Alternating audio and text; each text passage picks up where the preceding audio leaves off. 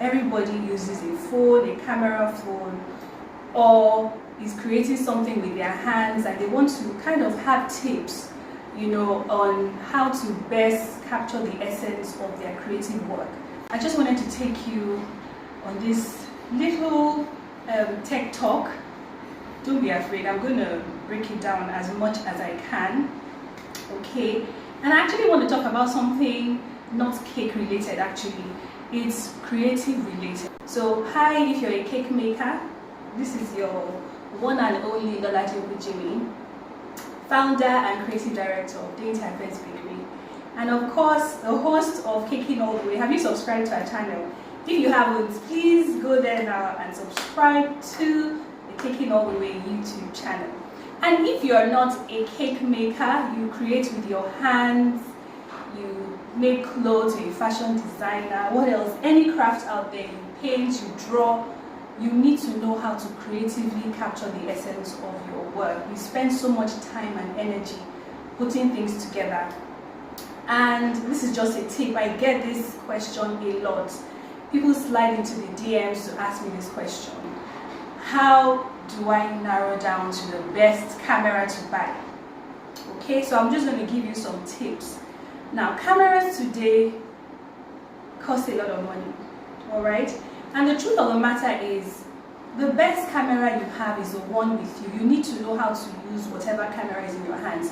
So be it your smartphone, learn how to use it. I have this video I did a couple of, I think last month, where I was showing you how to best use your smartphone to take pictures. I'm not talking about smartphones today though. We're going one level higher, and I'm going to be talking about DSLR. So what is DSLR?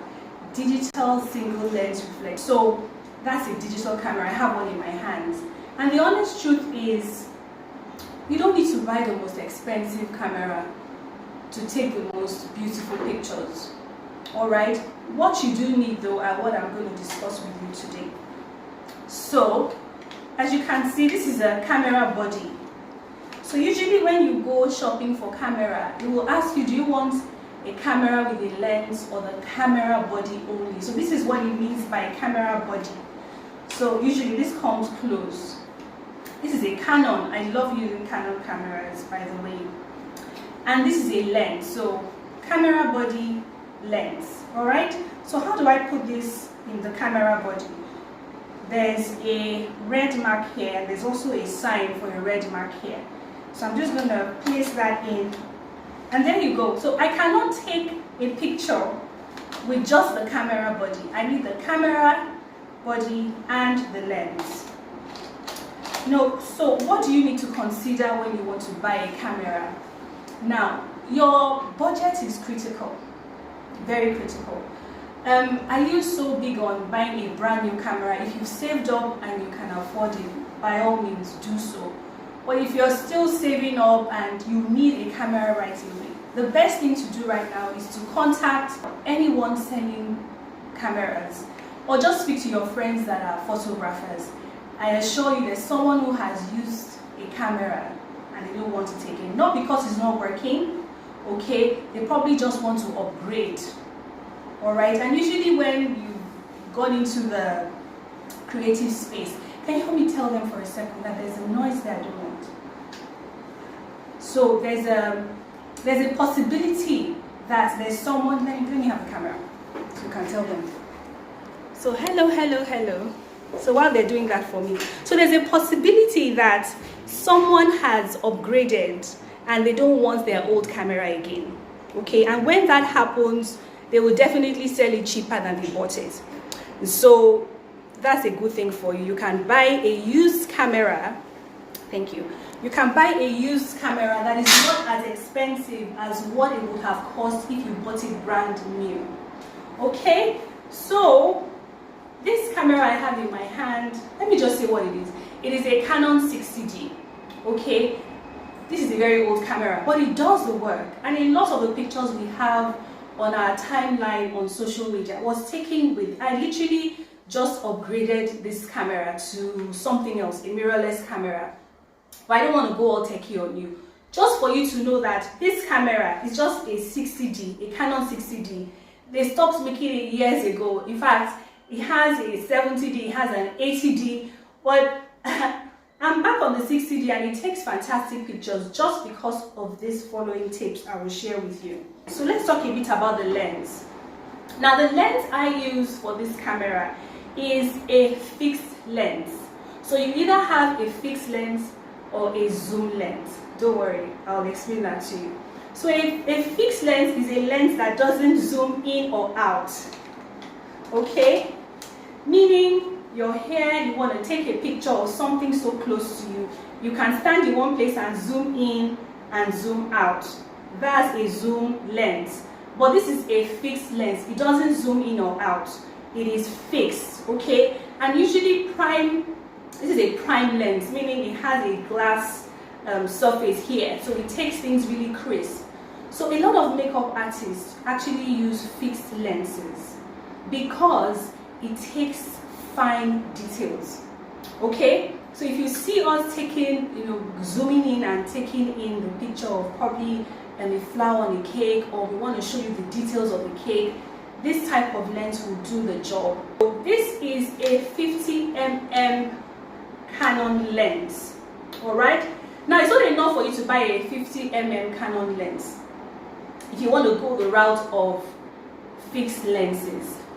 They're either going to ask you, do you want 1.4 or 1.2? Now again, that's a bit of tech. The honest truth is I started with a 1.8, but there's something called metering on your cameras, your aperture, your f-stop, and your shutter speed. Yes. And those are the things that decide how light or how dark your picture looks at the end of the day. So another thing you want to consider is getting a flash, okay? A flash. Now, why do you need a flash? The thing is, the more light you get into your lens, the more bright and more airy your picture looks. Okay, so to a large extent, by the time you have put in your lens on your camera, okay, you now also need your flashlight, especially when you're shooting indoor, to be able to get your pictures to look more bright. All right, if you were shooting outside, for example, daylight, you don't need this type of flashlight because the light from the sun will actually help you with the light that you need. Okay, so again, I've mentioned two things. You need your camera, you need your lens. You need to decide what type of lens you want. If you're buying a camera kit, your camera kit will come like this. It will come with a body and the lens, but usually cameras come with the regular lens that you can zoom in or out. They have plastic here, not glass like these ones, so you would have to upgrade to take more refined images. Another thing you want to consider doing before you buy your camera is that you need to make sure that you just have your gears all together. So your camera is a gear, your tripod is a gear. It's so important that you have a tripod so that you can actually take pictures that are not shaky or blurry. And then another thing I like to say, or to creatives when they want to buy a camera, it's not important you buy this camera that I'm using, but whatever camera you do buy, make sure you can open and flip the monitor. Okay, why? So that on days you want to make things yourself, you want to probably show the behind the scenes of what you're doing, you don't need anyone to help you do this. Alright, so if this was on a tripod, for instance, and I wanted to see what I was doing, I would actually shift the monitor. You know, this is how it is. Okay, I will shift it so that I can actually see what I'm doing. And when you do that, it gives you a lot more liberty. So, I mean, that was just a quick one. I wanted to just give you all the heads up. We're about to start shooting for the classes we have lined up from next week. We have some baking classes, photography class, cake business branding classes, and we like to prepare beforehand. So if you look at my table, for instance, I have basically everything. So this is for the chocolate, the triple chocolate cake. So I'm going to do this beforehand. And then of course you can see the background. The background is very cakey. So the reason why I'm actually sharing this with you, because a lot of you want to step out of your comfort zone and you want to start creating more meaningful content, and you want it to look, even if it's not perfect, but at least you want it to look the part. Okay, you want to make sure that your setting is properly arranged. You want to make sure that your background is very arranged so that your background complements what you're doing. And if it's not complementing what you're doing, at least it's not distracting from what you're doing. So imagine I had all sorts of multicolored equipment here. It won't look nice, would it? No.